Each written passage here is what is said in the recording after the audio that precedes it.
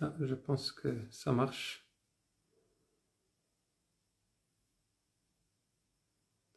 Bonjour à tous, bonsoir. Ça fait un long moment que je n'ai pas fait ce genre d'exercice sur Instagram. Bonjour à tous, bonsoir. Je suis très heureux de pouvoir faire ce partage avec vous. Et je m'excuse de ne pas être si présent sur les réseaux sociaux, car c'est pas trop mon truc. Donc j'ai une équipe qui se charge de rediffuser les extraits des ateliers et ce qu'on pratique. Et bien sûr, j'ai beaucoup plus de plaisir de vous voir en direct lors des ateliers que je donne où il y a un échange réel.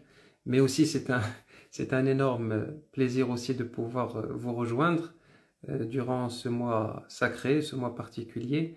Je vous promets que j'essaierai de faire un peu plus on va dire, d'efforts pour pouvoir être avec vous de temps en temps sur Instagram.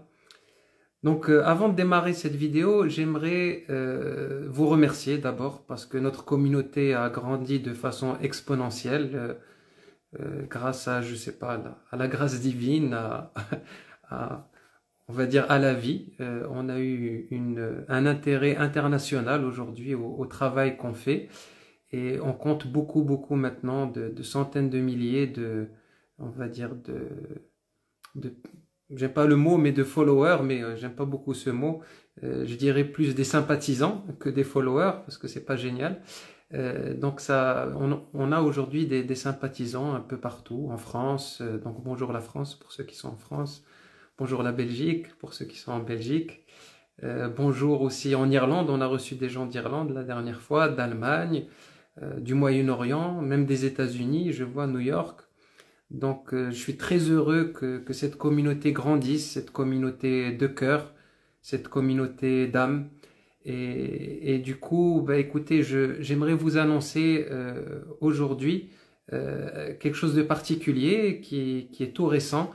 Et suite à vraiment vos nombreuses demandes, on a eu des demandes un peu partout dans le monde de pouvoir faire des événements pour l'international. Donc je me suis dit, au lieu de me déplacer, et je le ferai bientôt, je pourrai me déplacer en Tunisie exactement et dans d'autres pays, mais je me suis dit, ça peut être aussi intéressant de réunir tout le monde au même endroit. Et c'est pour ça que j'aimerais vous parler de ce premier format, cette première retraite internationale que nous avons lancée. Et l'idée, c'est vraiment de pouvoir réunir tous nos sympathisants, toutes les personnes qui désirent se regrouper autour de nos enseignements. On a lancé cette idée de faire une retraite internationale à Marrakech. Pendant 3 jours, et c'est la première fois que je vais donner une retraite de 3 jours, ça sera l'occasion de pouvoir vraiment plonger vraiment au fin fond de vous-même, de nous-mêmes, car déjà en une journée, on a des résultats vraiment incroyables, des témoignages extraordinaires de transformation, de changement, de guérison. Alors en 3 jours, je pense qu'on peut faire un travail vraiment très intéressant. Et l'idée, pourquoi on a choisi Marrakech? Tout simplement parce que c'est une ville qui est très touristique et qui a des liaisons avec un peu tous les pays du monde. Avec bien sûr des vols qui sont accessibles parce qu'il y a d'autres villes où les vols sont beaucoup plus chers. Donc ça va permettre de pouvoir, on va dire, amener des personnes un peu de partout, de France, d'Europe, du Maghreb, du Moyen-Orient, avec beaucoup plus de facilité.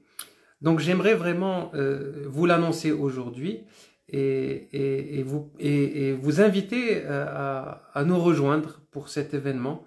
C'est le 14, 15 et 16 juillet et on va vraiment aborder des sujets très importants ensemble, les sujets que je traite d'habitude mais aussi des nouveaux. Et l'idée c'est vraiment de vous transmettre des outils pratiques et pragmatiques afin que vous puissiez vous-même vivre votre spiritualité au quotidien. L'enseignement que je propose n'est pas du tout un enseignement conditionnel, il n'est pas du tout, on va dire, un enseignement pour retenir les participants ou on va dire les gens qui participent. Bien au contraire, ma volonté est vraiment de pouvoir vous proposer des outils pour que vous-même, vous puissiez amorcer les transformations intérieures dont vous avez besoin, ainsi que de prendre en main votre propre spiritualité dans votre quotidien.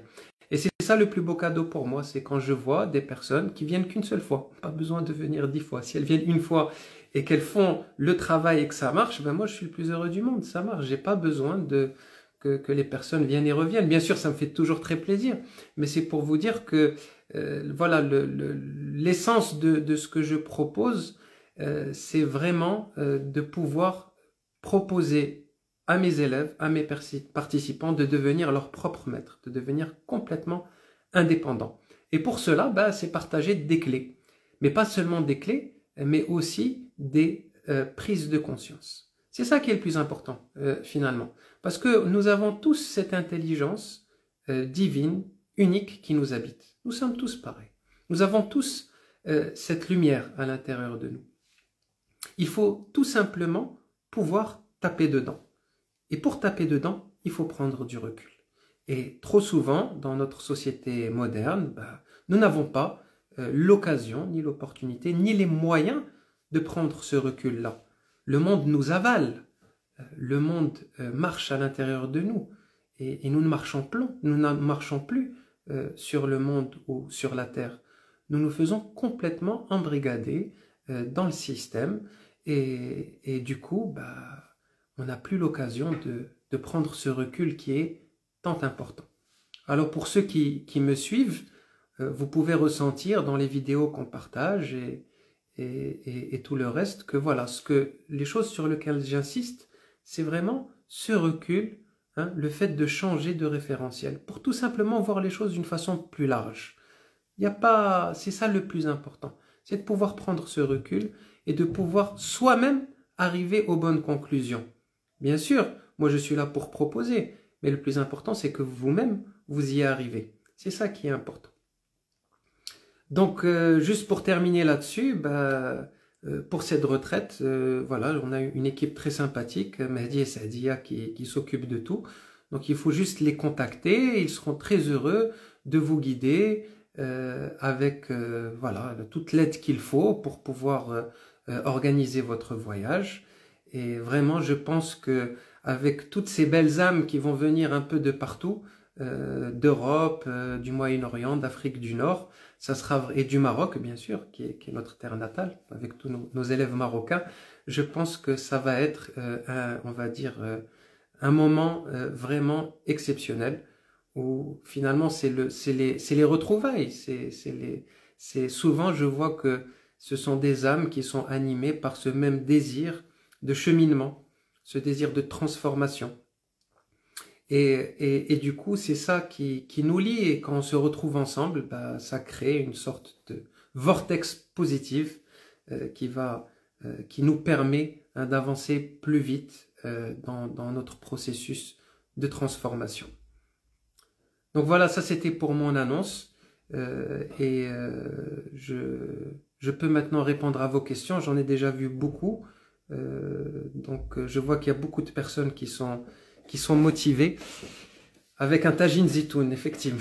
On pourra proposer, d'ailleurs pour ceux qui me connaissent, ils le savent, hein, je propose une alimentation strictement végétarienne. Il y a une grande partie de mon enseignement qui est, on va dire, basée là-dessus, car je considère que la vraie spiritualité commence d'abord dans l'assiette, et souvent ça ne plaît pas à beaucoup de monde. Mais d'ailleurs on va aborder ça durant la retraite. Aussi, pour tous ceux qui me posent des questions, je vais prévoir une tournée à l'international à partir d'octobre dans plusieurs pays. Donc nous prévoyons des événements sur le Moyen-Orient, sur la Suisse, la Belgique, la France, la Tunisie et la Côte d'Ivoire. Mais ce ne seront pas des événements du même format que la retraite, ce seront des événements sur une journée.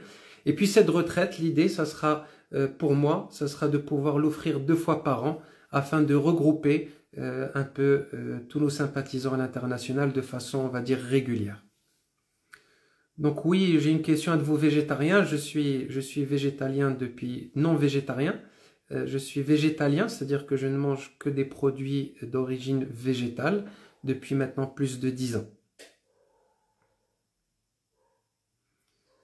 Je vois que oui, l'Algérie, pour l'instant, je peux pas, en tant que Marocain, malheureusement, je ne peux pas aller en Algérie, mais vous pouvez venir d'Algérie parce que c'est vrai qu'en Algérie, on a la deuxième, on va dire le deuxième foyer de sympathisants pour nous est en Algérie. Nous avons beaucoup de personnes qui nous suivent en Algérie. Vous pouvez venir au Maroc en passant par la France. C'est assez facile. Alors peut-être je peux vous parler un peu j'ai vu qu'il y avait certaines vidéos que j'ai postées qui ont fait beaucoup de bruit, qui ont dérangé pas mal.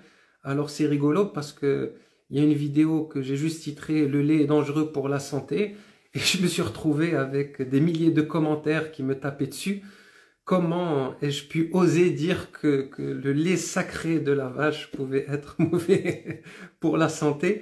Et donc c'était assez rigolo de voir en fait, qu'est-ce que ça peut déclencher finalement.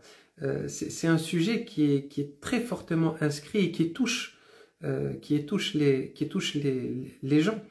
Et juste de vous donner une précision, ces vidéos que je poste ne sont pas du tout préparées, elles sont hors contexte parce que ce sont juste des petits Snapchats, des sessions de questions-réponses que je donne durant mes ateliers. Donc souvent, c'est vrai qu'on ne peut pas prendre tout le contexte de ces réponses-là.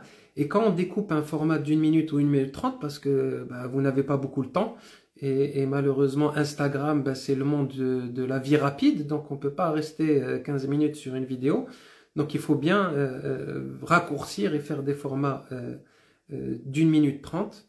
Et c'est vrai que quelquefois ça génère pas mal on va dire, de réactions qui sont fortement intéressantes. Et puis bon, je suis pas là d'habitude, je suis pas là pour faire le buzz. Je suis quelqu'un de très calme, très posé.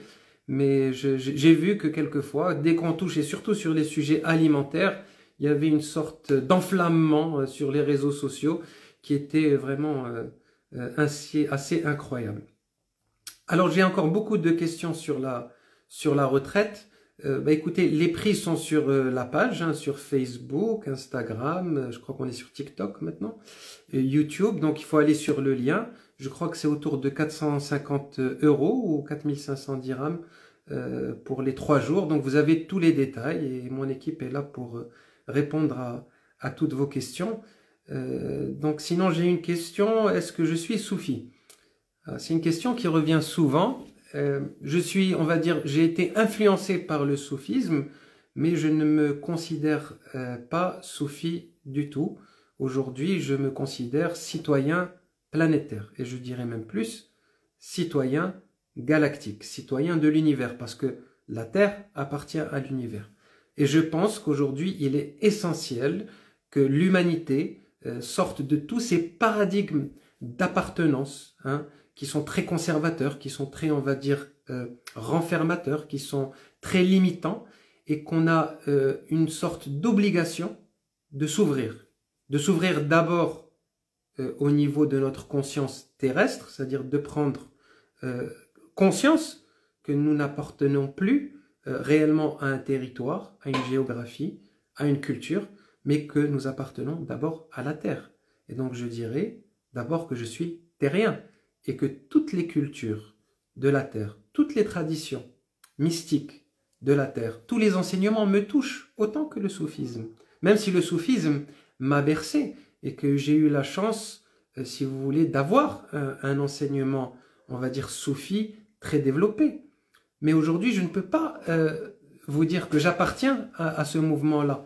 Beaucoup de mouvements m'ont influencé et heureusement, c'est ce qui m'a donné la possibilité d'ouvrir ma conscience. Je me suis autant intéressé au bouddhisme, à l'hindouisme, au soufisme, au chamanisme, à beaucoup de traditions ésotériques comme l'alchimie. Et à force de chercher, il est dit dans un vieux texte que vous connaissez bien, qui cherche trouve. Et à force de chercher, nous trouvons les réponses. Et les réponses, c'est qu'il n'y a plus de réponse à chercher. Il y a tout simplement à laisser faire les choses. Et quand nous laissons faire les choses, les réponses arrivent. Et on ne peut être dans cette posture que si nous sommes dans une conscience complètement ouverte. Et pour être ouvert, on ne peut plus s'enfermer dans des carcans. Nous pouvons avoir, on va dire, des préférences, ou nous pouvons avoir des, on va dire, aimer plus ou avoir plus d'attirance pour telle ou telle tradition. Mais nous ne pouvons plus nous prévaloir de nationalisme ou de dogme ou de sentiment d'appartenance qui nous couperait de cette vraie identité qui est la nôtre, qui est l'identité d'abord terrienne.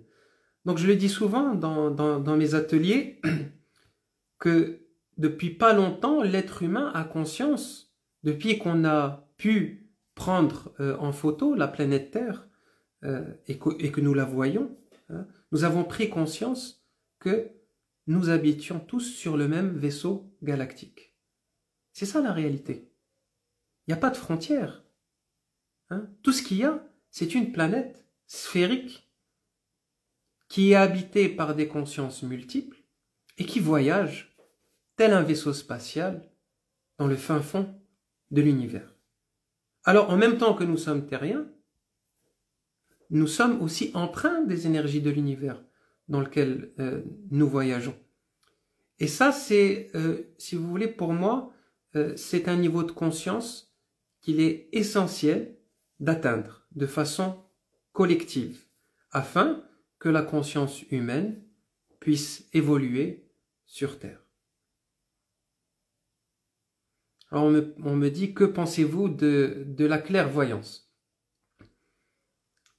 Alors souvent on est surpris que quand certaines personnes ont des dons, donc certaines personnes ont un don de clairvoyance, ou de clair ressenti, ou de médiumnité. Mais cela n'est pas si anormal que ça. Ce sont tout simplement, on va dire, des facilités, des dons que certaines personnes ont. Et nous pouvons aussi tous développer ces dons-là. Mais comme le monde aujourd'hui matérialiste nous enferme dans une telle vision du monde qui est sclérosée, qui est, on va dire, renfermée, que dès que quelqu'un capte d'autres choses, il est complètement rejeté. Donc c'est difficile pour ces personnes-là, on va dire aujourd'hui, de s'intégrer au monde. Mais je dis souvent qu'il faut surtout ne pas avoir peur. Si vous avez un don de clairvoyance, de clair ressenti, de claire vision, ou de n'importe quel, on va dire, clair, quand on dit clair, c'est-à-dire un sens qui est plus développé, un sens interne qui est plus développé, je peux vous assurer que c'est un vrai cadeau du ciel qui vous est donné. Et c'est un cadeau que vous devez chérir. C'est pas un cadeau qui doit vous, on va dire, vous éloigner de la société, ou vous faire sentir incompris ou incomprise. C'est important de chérir ces dons-là. Et nous avons tous ces dons. La première, c'est l'intuition. Nous avons tous cette intuition qui nous parle.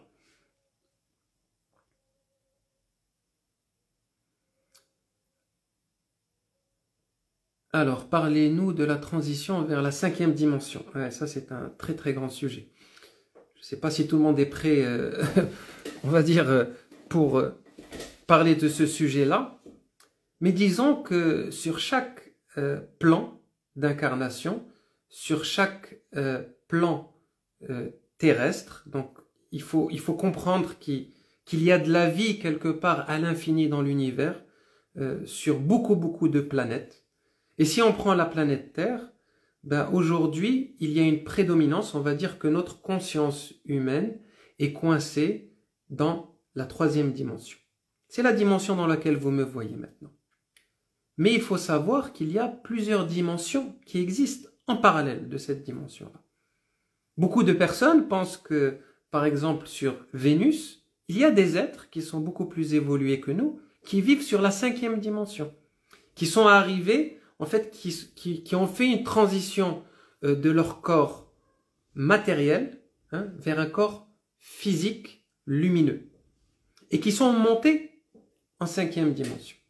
Je dirais que pour tous les systèmes planétaires, une fois qu'une conscience intelligente s'installe et commence à se développer, indubitablement, elle va évoluer vers de la troisième dimension, vers les dimensions supérieures. C'est l'évolution naturelle de la conscience. Et aujourd'hui, sur Terre, nous sommes à un moment, on va dire, de notre histoire où la dimension 3, la dimension matérielle, est la plus dense possible. Elle est la plus basse, la plus dense, la plus lourde. Et on peut sentir qu'il commence à y avoir des soubresauts d'éveil, de réveil, d'augmentation, on va dire de vibrations qui augmentent, qui nous, quelque part, qui nous annoncent à une ouverture vers cette quatrième et cette cinquième dimension.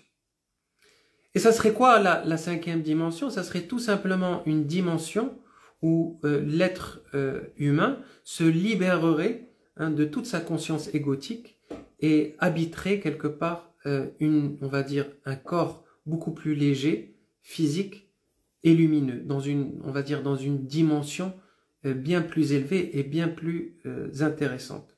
Et ce qui est drôle, c'est que beaucoup de traditions nous parlent de ce passage. Beaucoup de traditions.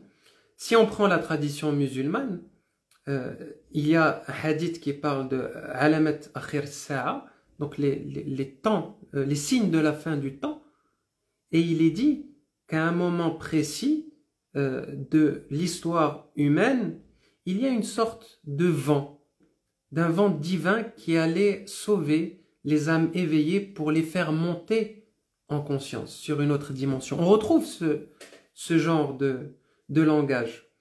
Donc je dirais qu'il ne faut pas trop s'inquiéter de cela, mais que naturellement, on verra que les êtres vont monter petit à petit vers des dimensions plus hautes. Alors bien sûr, on va mettre des noms, parce que le mental, il aime bien mettre quatrième, cinquième, mais peut-être que les Pléiadiens sont en huitième, etc. Mais ça reste que des chiffres. Je peux vous dire que pour ma part, on peut s'imaginer dans un appartement, dans une atmosphère très légère, à faire des méditations avec des personnes qu'on aime, et quelque part flotter dans une dimension plus haute. Et dès qu'on va ouvrir la porte de cet appartement et qu'on va aller chez le voisin, on va sentir une dimension beaucoup plus lourde, beaucoup plus basse. Donc on voit déjà quelque part ces différences de dimension à travers les expériences des êtres. On voit bien qu'il y a des environnements où la conscience est plus légère et on va dire, elle se libère, et d'autres où elle s'enferme.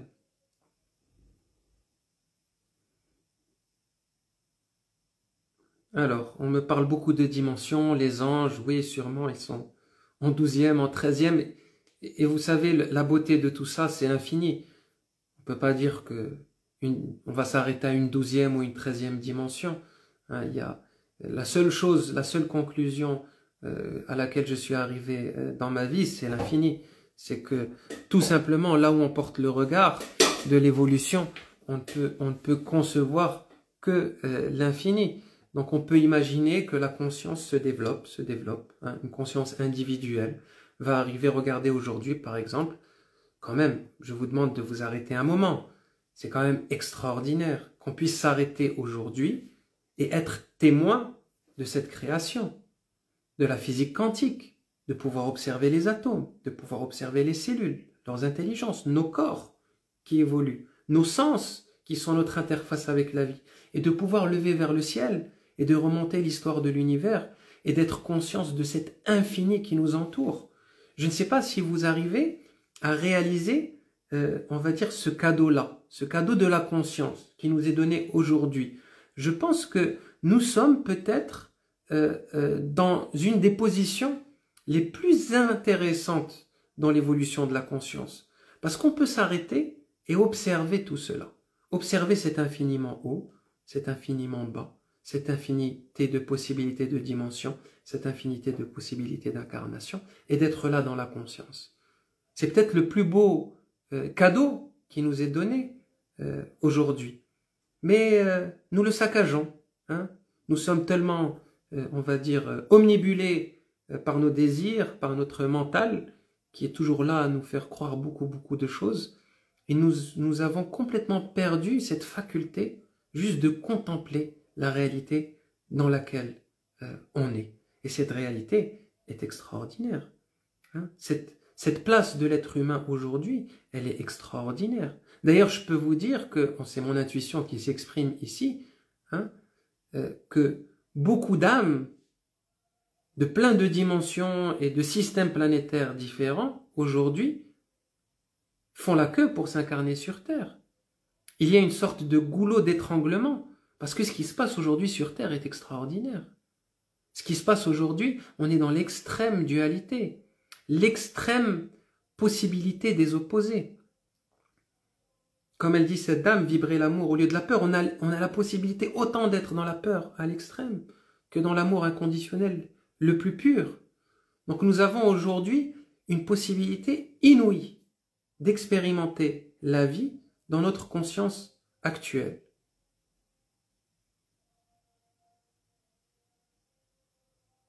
Comment se débarrasser de la peur interne ou le futur? Il n'y a pas à se débarrasser de la peur. Le futur n'est pas encore arrivé. La projection du futur, c'est, on va dire, une des préoccupations et des occupations préférées du mental. Donc il est toujours là à penser au futur. Parce que, tout simplement, il ne veut pas être dans le moment présent. Tout ce qui va vous amener dans le moment présent, le mental, il n'aime pas. Hein, il va tout de suite aller vers le futur ou le passé. Donc, la seule façon, je dirais, madame, pas de vous débarrasser de vos peurs, mais d'apaiser vos peurs pour que petit à petit, elles disparaissent d'elles-mêmes, c'est juste d'être dans le moment présent. Tout simplement. Il y a une dame qui dit pourquoi on s'empêche d'être conscient. On ne s'empêche pas d'être conscient. Nous faisons l'expérience du réveil. Et quelle plus belle chose que de pouvoir se réveiller quand nous avons été endormis pendant longtemps. C'est ça la conscience. C'est ça le jeu. C'est que nous arrivons, nous oublions tout, nous arrivons comme dans un jeu, un film, et puis nous passons de cette position où nous sommes dans le film à 100%, nous ne faisons pas la différence entre le film et nous-mêmes, et puis avec le travail sur soi, le recul, l'introspection, le cheminement spirituel, nous prenons un certain recul et nous commençons à voir que cette vie, elle est comme dans un film. C'est comme un écran de télé. Et plus on s'éloigne de cet écran de télé, plus la conscience s'ouvre et nous nous éveillons. Et c'est ça la beauté. Parce que nous avons le choix. Nous avons fait le choix de venir et de tout oublier. C'est un choix conscient qui a été fait par nous tous, ensemble, durant ce live, sur Terre, partout. Nous avons fait un choix collectif de l'amnésie. Nous avons fait un choix collectif de l'oubli de qui nous sommes. Mais c'est pour pouvoir jouer. Parce que si nous avions aujourd'hui la mémoire complète de qui nous sommes, nous ne pourrions même pas rester, on va dire, dans ce corps. La conscience ne pourrait plus, l'âme ne pourrait plus. C'est grâce à cette amnésie que l'expérience humaine, elle est possible.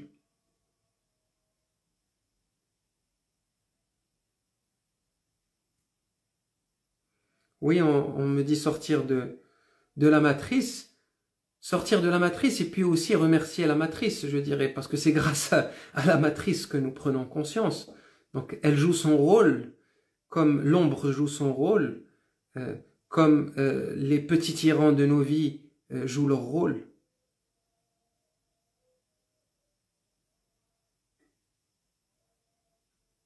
Je vois qu'il y a beaucoup de questions, j'ai beaucoup de mal à suivre.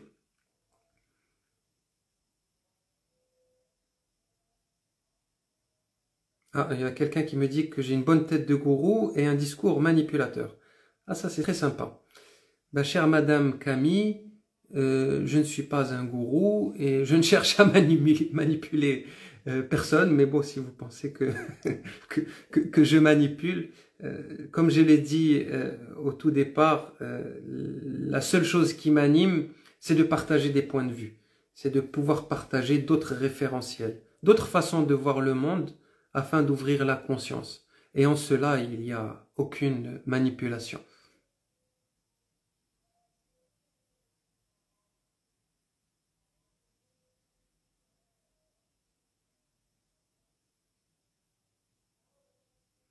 En tout cas, merci, je vous remercie tous pour vos commentaires et je sais pas ça fait combien de temps que je parle. Je vais essayer de prendre quelques questions encore. Donc, essayez de me poser des questions, on va dire, plus précises pour que je puisse y répondre. Pouvez-nous parler du nettoyage? Ok, il y a Amina qui me dit, pouvez-nous parler de nettoyage? En fait, je suis arrivé à la conclusion, et ça c'est une clé que je partage avec vous, que peut-être la chose la plus pragmatique à faire, c'est de se nettoyer. Parce que quand nous avons le désir juste de changer, quand nous avons le désir de s'élever, par exemple, qui est un désir noble, hein, je n'ai rien contre cela, mais nous restons dans des formes de projection mentale. C'est toujours le désir qui s'exprime, le désir d'autre chose, le désir d'être une meilleure version de soi-même, le désir d'avancer, le désir de guérir. Donc tout ça, c'est très bien. Mais je dirais que si on veut être encore plus pragmatique, peut-être que la meilleure des choses, ce serait juste de se nettoyer. D'être préoccupé par son nettoyage. Je vais développer qu'est-ce que j'appelle le nettoyage. D'abord, nettoyer son corps physique. Nettoyer son corps de tous les déchets toxiques qui l'habitent. Parce qu'une fois que nous avons un corps propre, les choses commencent à être différentes dans notre vie. Et puis, un nettoyage psychologique, mental, émotionnel. Et plus nous allons nettoyer tous ces corps, plus nous allons être dans une quête de nettoyage, plus les choses vont se faire d'elles-mêmes, sans que nous désirions quelque chose. Parce que, je vais vous dire un secret, la vie, elle est très bien faite. Et que cette intelligence qui vous habite, et l'intelligence de la vie, elle est bien plus intelligente que vous. Et quand je dis vous, je parle à votre mental. Donc peut-être que vous pouvez, avec moi, contempler cette vérité et voir qu'en se nettoyant, qu'en faisant un effort sincère de nettoyer les cœurs, de nettoyer nos cœurs d'abord, de toutes les mauvaises émotions, de tous les remords, hein, de toutes les haines qu'on a pu porter. Nettoyer son corps, nettoyer sa conscience. Être dans la lumière, l'amour, ben les choses, elles se font toutes seules. Nous n'avons plus besoin de courir ou d'être à la quête d'une certaine transformation ou d'être, on va dire, à la recherche d'un certain éveil parce que les choses se font d'elles-mêmes. La vie est bien faite. Quand vous donnez tous les bons paramètres à un être vivant, l'intelligence explose de la vie d'elle-même. Vous voyez bien que dans une graine, aussi petite soit-elle, peut se trouver le plus grand des arbres jusqu'à arriver à un séquoia qui fait 200 mètres, dans toute sa splendeur. Et que dans la plus petite cellule qui est arrivée sur Terre, il y a 4 milliards d'années, il y avait le code et l'intelligence de toutes les formes de vie qui se sont développées par la suite. Donc, si je peux vous donner un conseil, penchez-vous sur votre nettoyage. Essayez d'être le ou la plus pure possible dans tous vos corps. Bien sûr, madame, être heureux, c'est une forme de nettoyage. C'est nettoyer ses émotions, être dans des émotions plus élevées.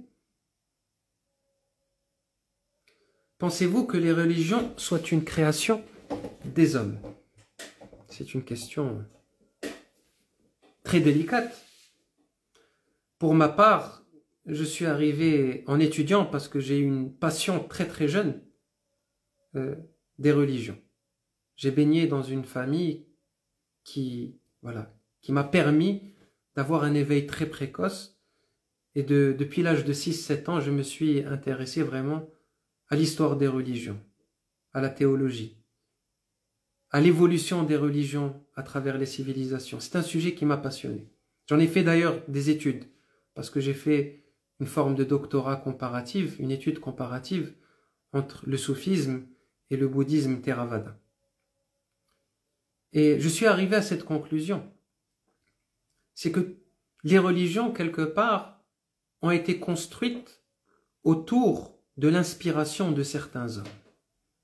Des hommes et des femmes aussi, qui sont arrivés au plus haut d'eux-mêmes, qui sont arrivés à, on va dire, ce nettoyage quasi parfait, jusqu'au arriver au moment où le divin a pu, on va dire, éclairer le monde à travers leur cœur. Et ces personnes-là étaient tellement lumineuses, tellement spéciales, tellement particulières, que le monde autour d'eux a essayé de s'accaparer de cette lumière, de cette vérité. Et on a fait des religions structurées, de pouvoir, de manipulation, d'asservissement. Mais quand on revient au cœur, le cœur des religions, ce sont les hommes et les femmes qui ont porté ces messages, ces prophètes, ces initiés, ces sages, ces personnes illuminées. Et ces personnes-là ont tous dit la même chose. Ils ont parlé d'amour, de respect, d'amour inconditionnel, d'amour de la vie, d'amour de son prochain. Ils n'ont pas parlé de beaucoup d'autres choses. Le message est le même. Alors pourquoi autant de conflits?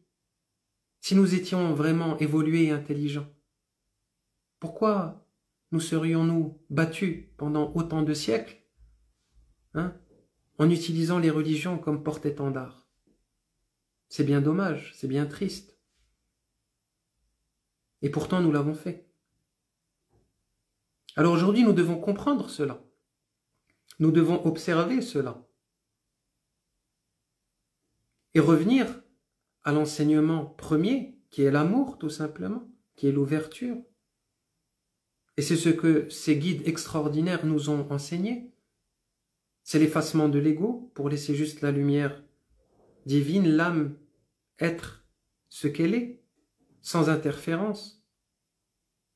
Mais c'est le mental l'interférence, c'est lui qui crée tout ça.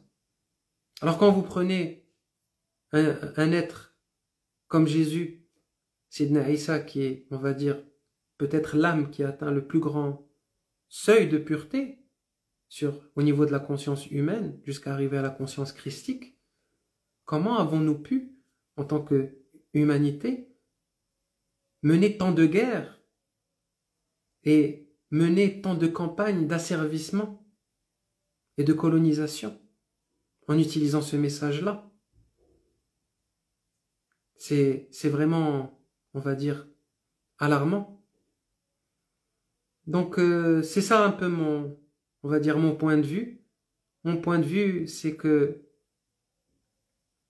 tous ces prophètes ont eu la même inspiration, la même intuition, la même lumière, qu'il n'y avait pas de différence. Il ne peut pas y avoir de différence. Quand le mental s'éteint et que l'être s'éveille, c'est le même éveil.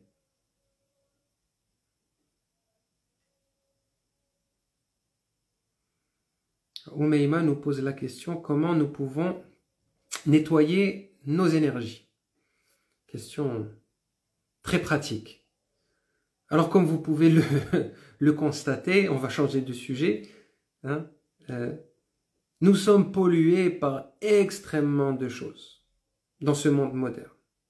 Et il faut commencer à être conscient, on va dire, de toutes ces couches polluantes qui nous entourent.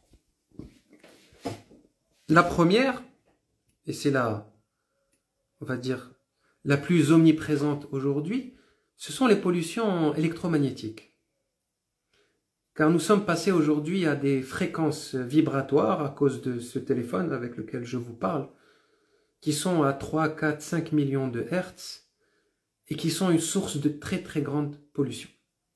Donc peut-être une des premières choses, ça serait d'éteindre ces appareils et de pouvoir avoir des zones blanches de temps en temps pour reposer le corps. Deuxièmement, peut-être les pollutions, on va dire les plus impactantes, c'est les pollutions, on va dire, émotionnelles, hein, de nos entourages. Et cela, souvent, nous ne faisons pas grand-chose pour nous en éloigner.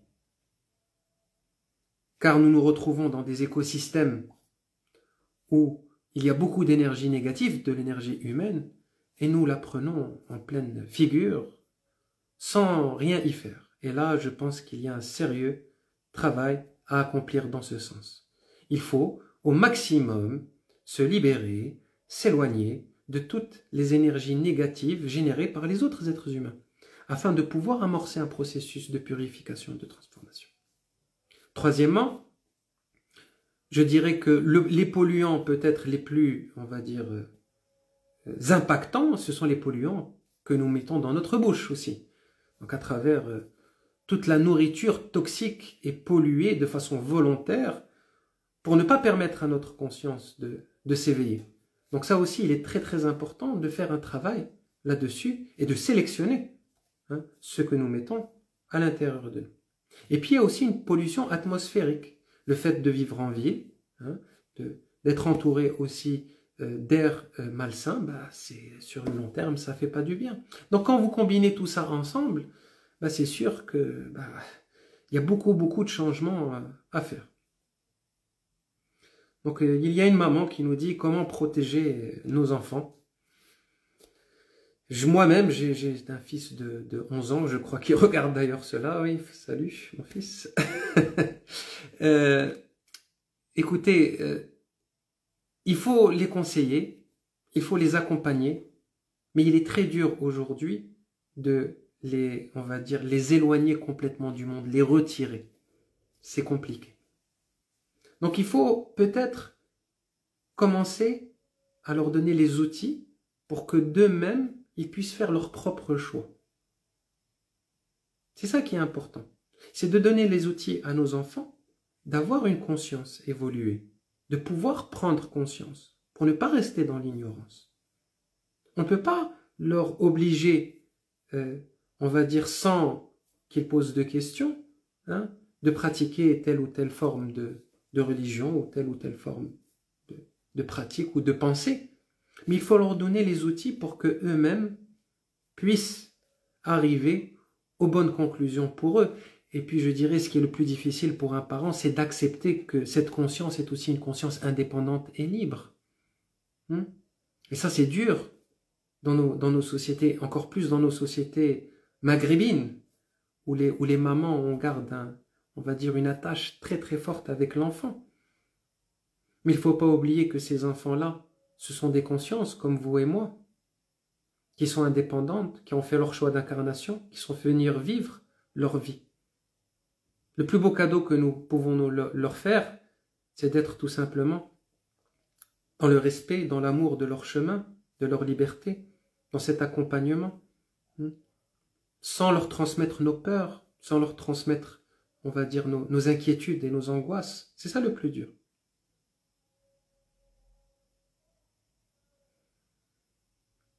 Quelqu'un qui nous dit on est bien ici, écoutez, je suis très heureux que vous soyez à l'aise durant ce dialogue.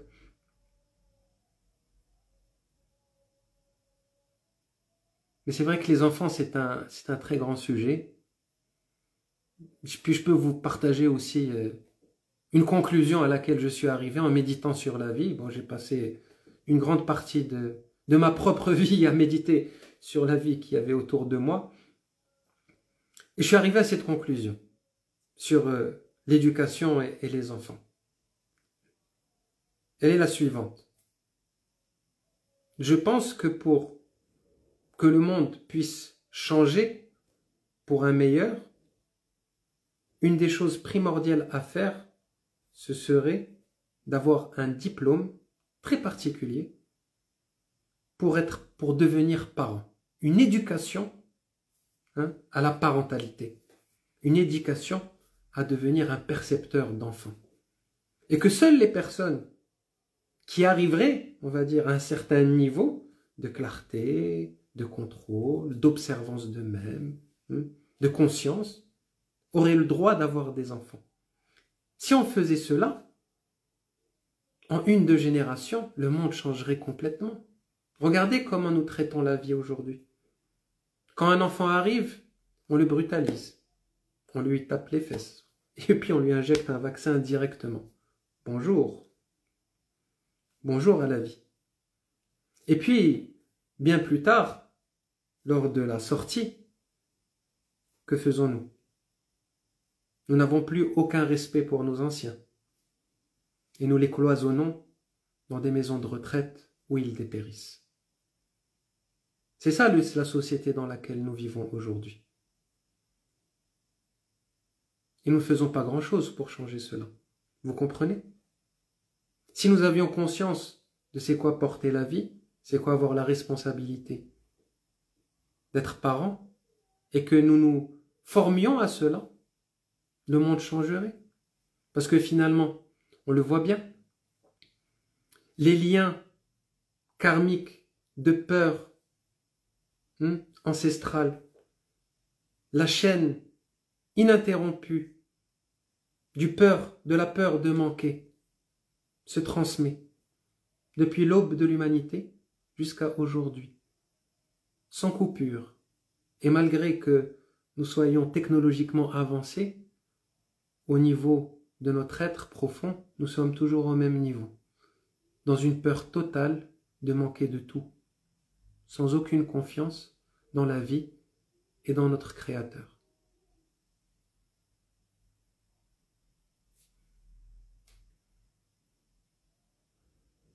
Donc oui, c'est juste une idée, je partage.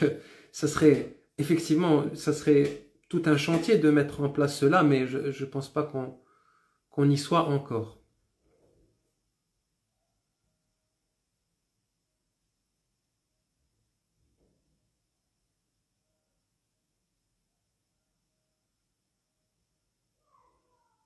Est-ce l'environnement qui change les personnes? Oui, écoutez, comme je l'ai dit tout à l'heure, l'environnement joue un grand rôle. On peut voir qu'il suffit juste d'aller habiter quelques jours, quelques semaines dans la nature et voir le changement que cela peut, on va dire, opérer à l'intérieur de nous. L'environnement est un grand facteur, clairement. Mais je dirais même plus, l'environnement le plus direct, c'est notre corps, c'est nos émotions, c'est nos pensées, c'est ce qui nous habite tous les jours. Il y a l'environnement extérieur, mais il y a l'environnement intérieur. Et cet environnement intérieur nous influence énormément. C'est lui qui nous influence le plus. Donc madame, non, je n'ai pas écrit encore de livre. Je cherche d'ailleurs, peut-être qu'on peut parler de cela, je cherche une âme généreuse qui pourrait transcrire les dizaines et dizaines d'heures que j'ai de questions-réponses pour en faire un livre de pensée. Donc il se trouve que durant mes conférences et mes ateliers, j'ai répondu de façon intuitive et directe, sans aucune préparation, à des centaines et des centaines, peut-être des milliers de questions aujourd'hui. Et j'aimerais, en tout cas je visualise la possibilité de faire un livre de toutes ces pensées pour que les personnes puissent en profiter. Donc s'il y a quelqu'un qui pourrait avoir ce don, ce talent de retranscrire mes paroles qui sont enregistrées en vidéo et en faire un livre, je suis vraiment preneur. Comment pouvons-nous ressentir l'amour divin? Oui, juste pour cette question de livre, si quelqu'un a une réponse pour moi, vous pouvez me l'envoyer par message, ça m'aiderait bien. C'est vrai que je ne fais jamais cet exercice de demander, donc j'en profite aujourd'hui. Et je pense que ce livre pourrait profiter à beaucoup. Je n'ai pas le temps moi-même parce que je dirige plusieurs entreprises, on va dire, dont celle-là, on va dire celle pour partager l'enseignement, mais à côté, je dirige des entreprises beaucoup plus matérielles, avec des projets d'infrastructure qui sont complètement dans la 3D. Et du coup, je n'ai pas vraiment le temps qu'il faut aujourd'hui pour transcrire ce livre. Et je suis sûr qu'il pourrait vraiment profiter à beaucoup de monde, car quelque part, ces sessions comme là, hein, comme cette discussion aujourd'hui, il y a une forme d'éclairage qui me traverse et que je partage et qui pourrait profiter à un plus grand nombre si il était transcrit, on va dire, par des lettres.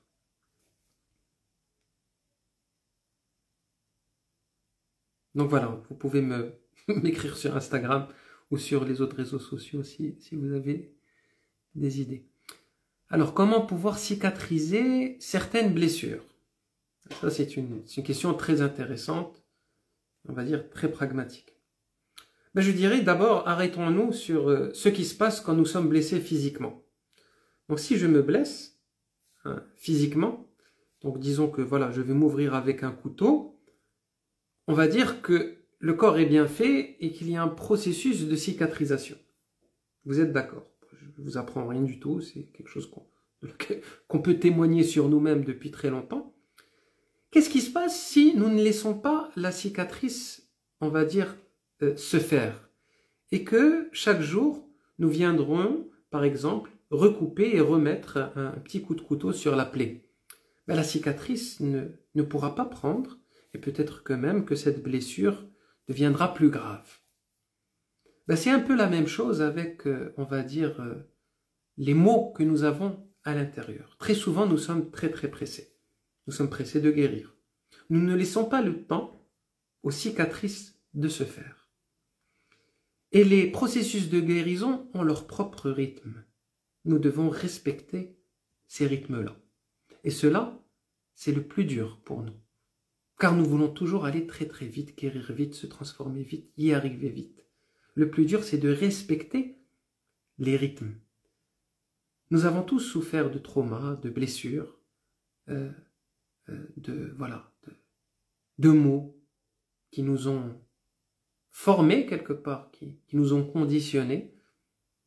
Il faut les accepter. Et il y a des rythmes. On peut accompagner ces rythmes, mais le plus dur, c'est de respecter ces rythmes de guérison et de cicatrisation.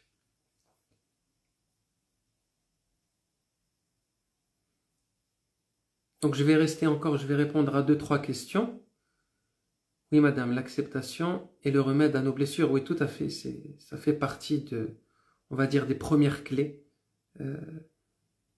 Sans acceptation, nous ne pouvons pas entamer le processus de guérison et de cicatrisation. C'est pas possible. Alors comment faire face à l'injustice? Ah, ça c'est une question, on va dire, hautement philosophique et c'est une question qui nous taraude tous. D'abord, qu'est-ce que l'injustice? Je dirais que l'injustice est une forme de jugement de notre part, car nous ne comprenons pas le monde. Nous ne comprenons pas comment le monde opère. Et souvent, nous avons cette facilité de juger, de dire telle situation est injuste, telle personne est injuste, telle histoire est injuste. Mais si nous remontons dans une conscience plus large, plus élevée, nous verrions qu'il n'y a aucune injustice. Et je peux vous dire qu'au niveau de l'univers, quand nous observons l'univers, nous ne pouvons voir que de la géométrie parfaite, un ordonnancement parfait. Vous savez que si nous enlevions une petite décimale à n'importe laquelle des constantes de l'univers pourrait s'effondrer. C'est aussi parfait que cela. Comment dans cette perfection la plus absolue pourrait-il y avoir de l'imperfection? Est-ce nos yeux qui sont imparfaits? Est-ce nos sens qui sont imparfaits ou l'univers qui est imparfait? Qu'en pensez-vous? Au niveau de la conscience supérieure, tout est parfait, tout est juste. Au niveau de l'âme, je peux vous dire que tout est juste. Mais au niveau de nos yeux, nous voyons de l'injustice. Parce que nous n'avons pas la connaissance. Nous ne sommes pas encore arrivés à nous libérer de l'ignorance. Donc nous sommes dans le jugement. Et ce jugement nous amène vers la perception de l'injustice. Je ne dis pas que, bien sûr, en tant qu'être humain, nous sommes touchés par des événements qui sont, on va dire, négatifs et qui peuvent...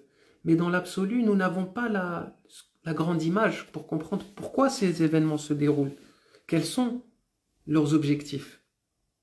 Alors nous jugeons. Et la sagesse, ce serait de pouvoir accepter de ne plus juger l'injustice, de l'observer. Ce que nous nommons l'injustice, juste de l'observer. Et en l'observant, en prenant du recul, en ayant juste un regard d'amour, les choses peuvent changer à l'intérieur de nous. Et nous pouvons passer du sentiment de l'injustice à ce que j'appellerais la compassion. Face à des événements de souffrance, au lieu d'être révoltés, nous pouvons tout simplement être dans une forme de compassion, d'amour inconditionnel, d'empathie élevée et transmettre de l'amour pour aider les processus en souffrance, au lieu de les accentuer.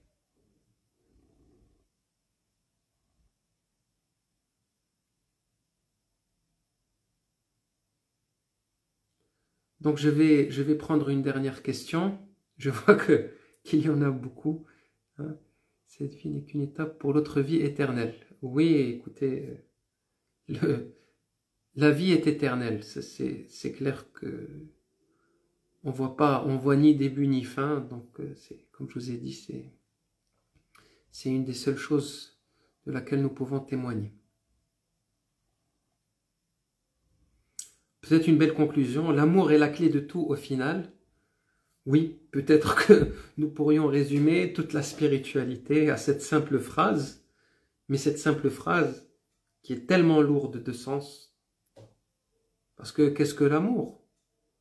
Si tout est amour au final, qu'est-ce que l'amour? Si l'amour est l'injustice, si l'amour est les choses qui nous font souffrir, si tout est amour, nous ne pouvons plus, on va dire, prendre l'amour et la mettre dans une boîte. L'amour est tout. L'amour est l'essence de l'univers. L'amour, c'est la force de l'univers.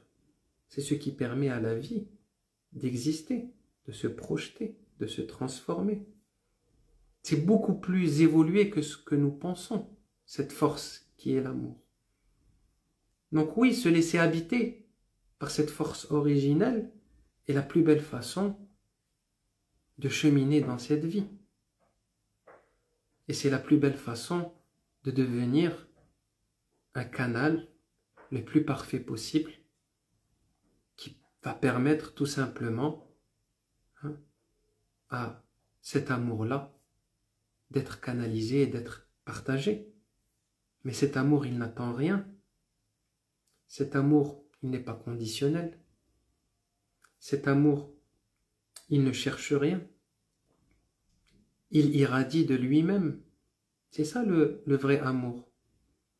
Et c'est en unifiant toutes ces parties de nous, d'abord les nettoyant, les unifiant, que petit à petit, nous pouvons arriver à cette fluidité. Je pense que c'est une très belle conclusion et j'étais vraiment très heureux, très touché de pouvoir vous lire, de pouvoir vous apporter des réponses, de pouvoir partager cette énergie, de voir que vous êtes aussi nombreux à vous intéresser à ces sujets. Ça fait partie de ma mission. Je ressens que je suis là pour ça, permettre à certaines âmes de retrouver leur propre chemin, de se structurer pour pouvoir devenir leur propre guide, leur propre maître. C'est le plus beau cadeau pour moi, je pense. C'est quand on peut être témoin d'un être humain qui s'harmonise et qui trouve son chemin. C'est peut-être le plus beau cadeau de la vie. Donc, pour terminer, j'aimerais réitérer mon invitation. pour que vous puissiez venir participer à cette retraite que j'organise pour vous, un peu là où vous vous trouvez. Et je serai vraiment très heureux de pouvoir vous accueillir. Et comme je vous le dis, on se parle aujourd'hui, on va dire, à travers un écran. Mais c'est vrai que quand nous sommes dans un contact réel, physique, l'énergie et l'enseignement est beaucoup plus intéressant. Et on va dire les processus de guérison et de transformation sont beaucoup plus forts. Et nous avons beaucoup d'êtres peuvent témoigner aujourd'hui on va dire, de ce que ça a pu, on va dire, leur apporter dans leur vie et les transformations qu'ils ont pu constater. Donc, je serais vraiment ravi et honoré de pouvoir vous accueillir. Et je suis toujours très touché de pouvoir vous servir à travers ces quelques paroles, ces quelques partages. Donc, je vous témoigne de tout mon amour, tout mon respect, ma bienveillance. Et je vous souhaite vraiment de continuer sur ce chemin. Ne vous arrêtez pas. Hein, n'écoutez pas les personnes qui vous empêchent de cheminer. C'est très important. Ne perdez jamais l'espoir. Gardez toujours cette foi, cette lumière en vous qui va vous permettre d'accomplir tout ce que vous devez accomplir, de réaliser vos rêves, de pouvoir être ce que vous êtes au plus profond de vous-même. Je vous remercie et je vous souhaite une très belle soirée.